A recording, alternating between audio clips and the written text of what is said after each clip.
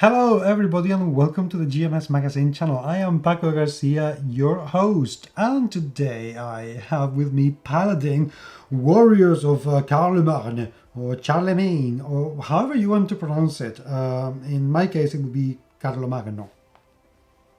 Sounds sexier.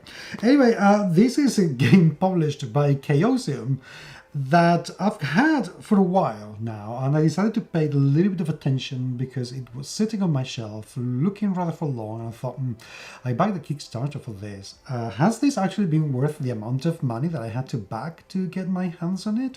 Well, I am about to show you. Welcome to the GMS Magazine RPG unbooking videos.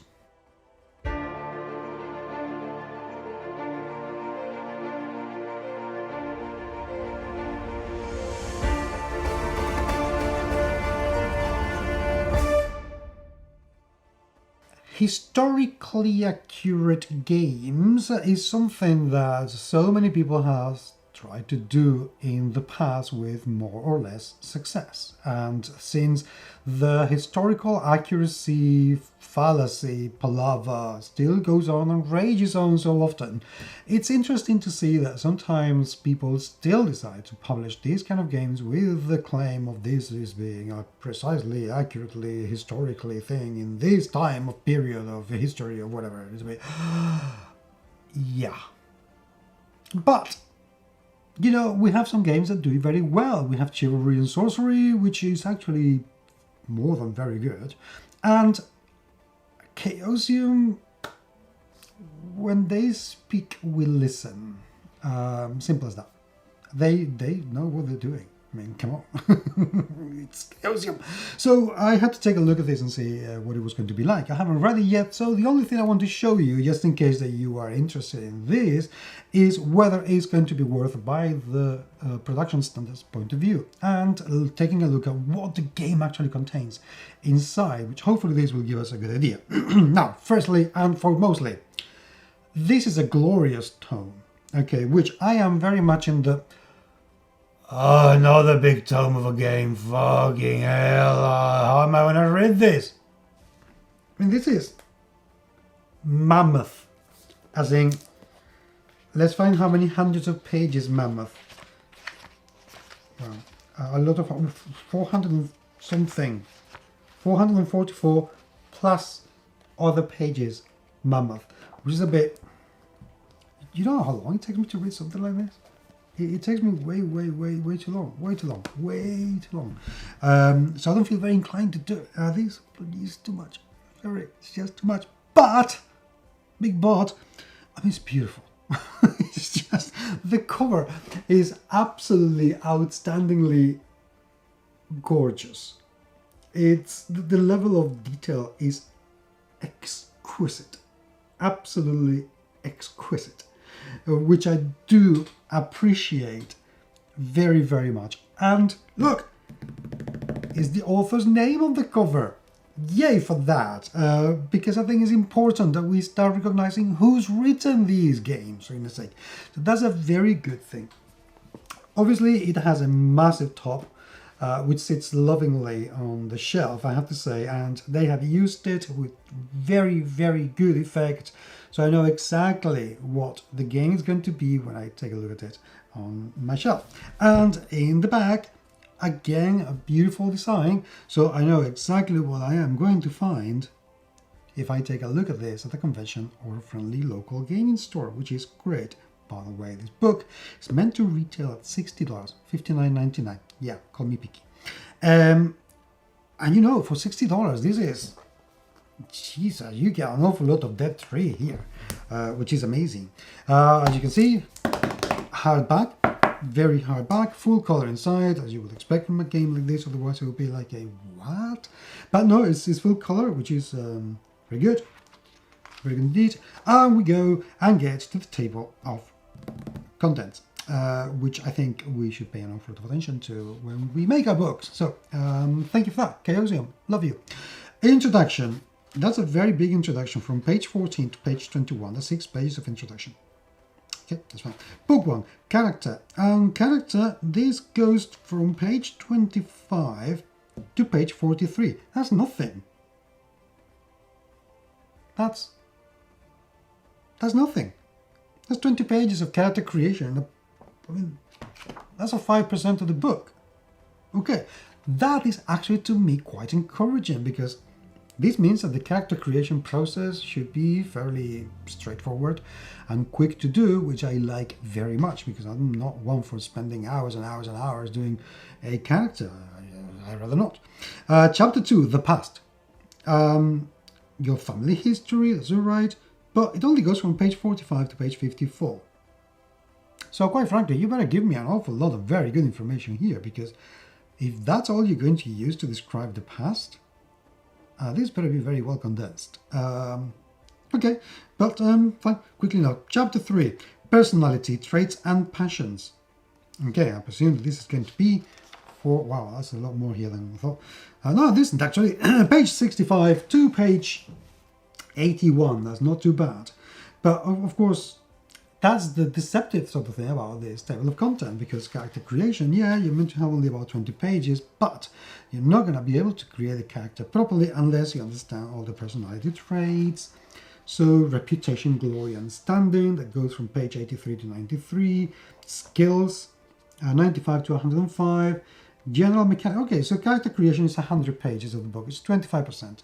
It's still a fair amount. But considering that most of these are the skills that you can use regardless of what character you make, okay, fine. That's not bad. That's not bad. Okay, let's go for it. General mechanics, page 107 to page 113. That's fine. Easy enough system. Combat. Ooh, okay. Now we go 15 to 134. But there is a lot to cover. That is an awful lot of rules. I think a lot. Wow. Oh, and then we have mass combat. Because battles, you know, crusades, murder, you know, slaughter, that kind of thing. I'm taking a look at all this. Yes, you are. Good, good. Sieging. Oh, we can do sieges. I like sieges. Magic. Historically accuracy. Bye. Magic, but that's fine. Types of magic. Divine magic, wizardly magic, and fairy magic. Obviously, a very historically accurate game. Evidently. No, this has to be said. This has to be said because the moment that you allow for something fantastical to get into the historical accuracy of the game, anything that you want to implement because it's historically accurate can be said, well, screw that. So yeah, it has to be said that the historical accuracy of the game can only reach so far. Get over it. Which is not a bad thing. Stop moaning. It's not a bad thing. Stop it. Let's get back to this. Thank you. Chapter 10. The Winter Phase. Solo scenario. Okay, that's good. One scenario. Ambitions and ideals. That I like. The fact that you can have... Oh, okay, that's all I like. I like as progression ideas. Okay, that's a good thing. I'm liking that. I'm liking that. Chapter 12. Wealth and Treasure. Okay, that's important. And then we go into the setting. Book 2. Oh, so there are 2 books in here. Good to know. Chapter 13. Frankish Society. And then we go into daily life, hunting, armor, justice, blah, blah, blah. Frankland. You see, this is the part that actually interests me because this is what's going to give proper life to the setting itself. It's all very good and proper to give life to the characters, which is very nice. But then if you don't give enough life to the setting, then you kind of get us in, what am I going to be doing here? I don't know how to play this game. But because it's meant to be historically accurate, then you should have some sort of notions. Shouldn't you? Foreign cultures, a lot to hear with it. The Basques. Oh, hello, my people. Well, not my people, because, you know, I'm from the south and they're from the north, but, you know, same. Yeah, no, I mean. The Bretons, I've lived there with them, they're special. Britons, oh, there you go, another ones. Byzantines, I like that. The Danes, the Gautons, the Jews, Lombards, the Romans, the Persians, Moors and Saracens. Oh, okay, this is an awful lot of people here. Now, obviously, I don't know what kind of representation there is within these books. And quite frankly, if I hear, you know, in this book that Jews are mostly bankers, I would be like, oh, for fuck's sake, stop that shit, please, thank you. So anyway, but I don't know what it says. So anyway, opponents and creatures. So exotic mounts, ooh, Hunting animals, animals avoiding giants, monsters, fairies and other monsters. We're going to take a look at this in a minute. Historically accurately, of course. Chapter 19, Adventures. Good! Thank you! Thank you! A book like this with adventures, that's brilliant. Thank you. I don't know how many there are. It doesn't matter. And solo scenarios. Ooh, I can play with myself. I like it. And there's an awful lot of it. And then there's an index of an awful lot of tables. Wow. That is a lot of tables. Seriously, I mean, I'm not going to count how many there are, but that's a lot of tables. So, a layout, 2 columns. Oh my god, this is beautiful. Slick, simple, consistent, beautifully spaced. Who's done this layout? Who's done the layout? Ailing Miles, I think. Ailing, I adore you. My goodness, this is beautiful. This is absolutely gorgeous. Even this rather awkward font is fairly easy to read. Oh my god, you're a goddess. Oh, this is so good. I am mightily impressed. As in, really, really impressed. And people who watch my videos will know that I pay a lot of attention to layout. That paragraph separation is beautiful and makes it so easy and appealing to read. You are wonderful. Oh, you've made my day. You have made my day. Oh, I hope one day we meet at Gen Con so I can shake your hand and thank you for these. Illustrations are lovely. I don't know how many there are. I haven't seen that many there yet. But they're quite... I like the sepia tone to it. The simplicity to the whole illustrations is lovely. The consistency of the illustrations that I've seen this far in the games is very good. And the graphic design of all the heraldry is lovely. So all in all, this is a beautiful book. This is just absolutely beautiful. Beautiful to look at. The font is so easy to read. You know, the games master should almost always permit this form of marriage unless the character has been absent from home for years, has been shamed, or if marriage would not fit in well with the scenarios he intends to run. I can read that easily. Seriously, that is wonderful. And I have not ever looked at that before. So that is very good. It's a shame about the he in the game master. I wish they used they as a neutral pronoun. That would be a lot better for me, but I'm prepared to forgive that. See, I don't understand one thing though. Why do that? I don't understand. I'd love somebody to explain to me what is the point of bleeding the image into the next column when you have plenty of space for this image to be a lot larger, and then on this make this a little bit smaller and make the image larger and play with the space. I don't know why cutting the column in this way is considered to be a good idea. I don't like it. That's the one. My God, I've had something bad to say about the book. Well, no, but don't worry. I still like it very much. I think very much. I wish I could see a few more illustrations in a book this big, but I have to say, the whole simplicity of this book is just outstandingly beautiful. What I would like to see, if I'm trying to find, oh, look at that, a historically accurate Pegasus. Sorry, Griffin. Hippogriffin. Well. What I would like to find is a map, because I haven't seen any yet. And oh, it's Uni! Look, it's Uni! From the D&D cartoon. How exciting. That's amazing. Very, very, very nice. So, I want a map. I want to see a map. Where are the maps? Oh, dragon! Historically accurate dragon! I want to see a map. Well, I think it's important that I take a look at the cartography. Maybe it's at the back. Oh, look at that. Okay. That's my dog. Ignore him. Okay, this is a pretty standard map. I hope I was going to send something a little bit, I don't know, more exciting. That's not a particularly exciting map.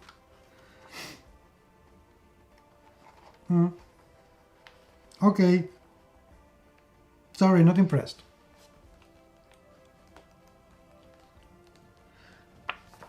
The rest of the illustrations are just amazing, absolutely amazing. There's only one map. Oh no, okay. Oh, Aachen up in there. Not to the palace, to the place. Okay, that's a pretty standard map. It does what it's meant to do. Space could be used a little bit better. A little bit.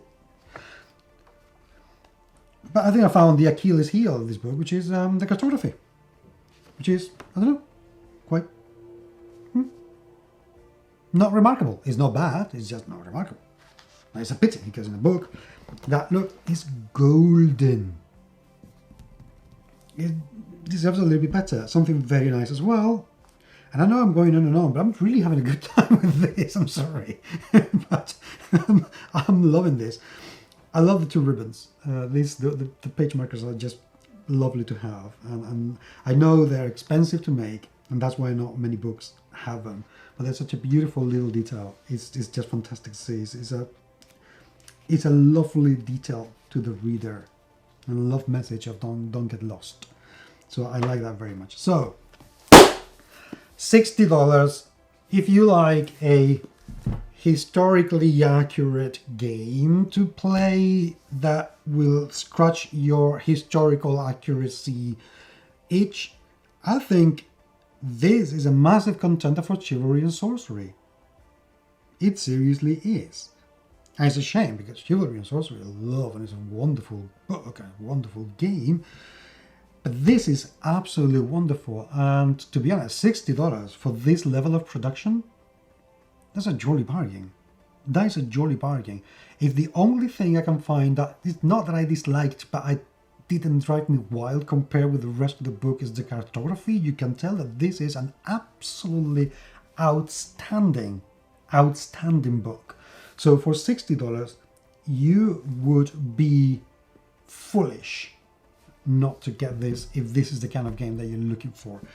Once again, just not to break the trend that they've been having for the last I don't know how many years, Chaosium does it again. So, thank you for that. I am glad I spent the money on this book. Very, very much. And now you only have to keep it up. Easy as that. See, if you've played this game, I'd love to hear what you have to say. If you have enjoyed this video, great. If you haven't enjoyed this video, well, I have a lot more, so take a look at another, see if you enjoy another one. But until the next time, I'd love to hear your opinions on this game, and let me know in the comments, and I will talk to you, very, very soon. Take care.